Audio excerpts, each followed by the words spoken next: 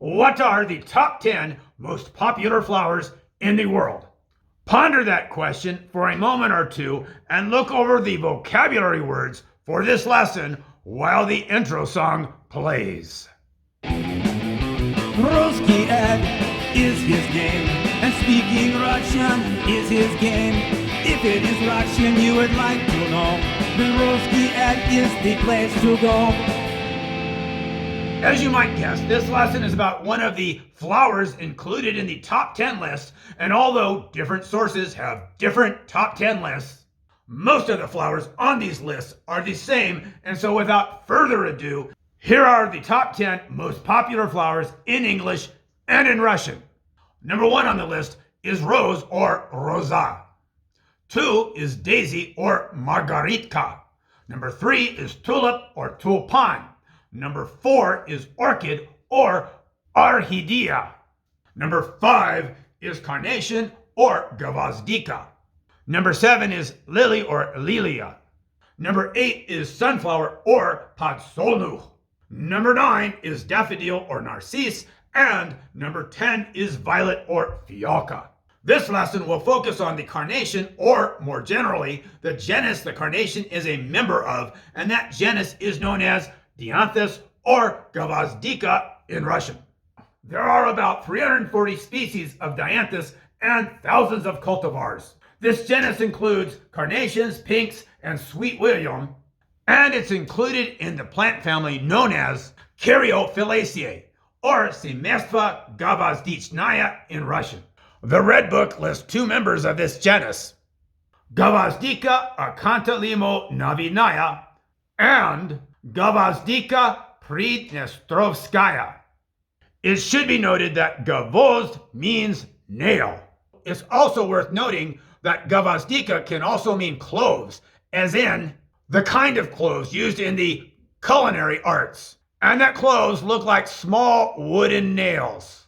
This type of clove is produced by an entirely unrelated plant, which happens to be in the Myrtaceae, otherwise known as the myrtle family or Myrtovaya in Russian. On top of that, political holidays in Russia are associated with red carnations, and the Portuguese Revolution of 1974 is sometimes referred to as the Carnation Revolution or Revolucja Gvozdik in Russian. Additionally, this painting from 1530 shows some guy named Max holding a carnation, and so apparently carnations were popular even back in 1530. Некоторые вещи никогда не меняются, which means some things never change. As you might expect, such a popular flower is the subject of a few corny jokes, and here are a couple jokes for you to enjoy.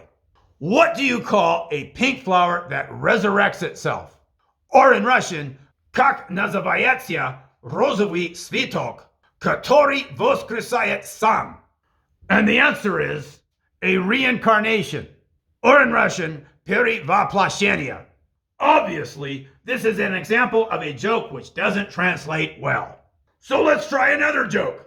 What do you call a country that only has red cars? Or in Russian, как назвать страну, в которой есть только красные автомобили?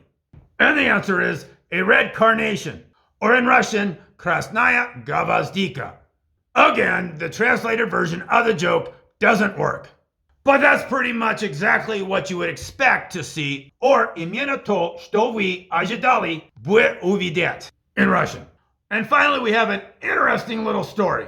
Back around 1900, the Carnation Milk Company held a contest challenging customers to write a short poem, which could be used in an upcoming advertisement campaign.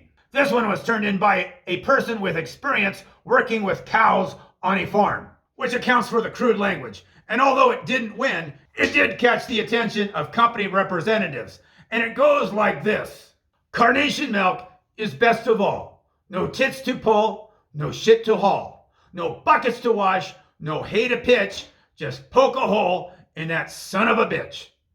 And this masterpiece of a poem translates more or less to Gvоздичное молочко, лучи весьего, не сисками тянут, не дерьмом таскать. Ni viodra pomlic ni siena zakinuts.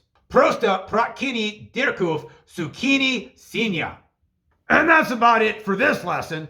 Be sure to express your opinion about what other flowers could have been included on the top 10 list mentioned at the beginning of this lesson.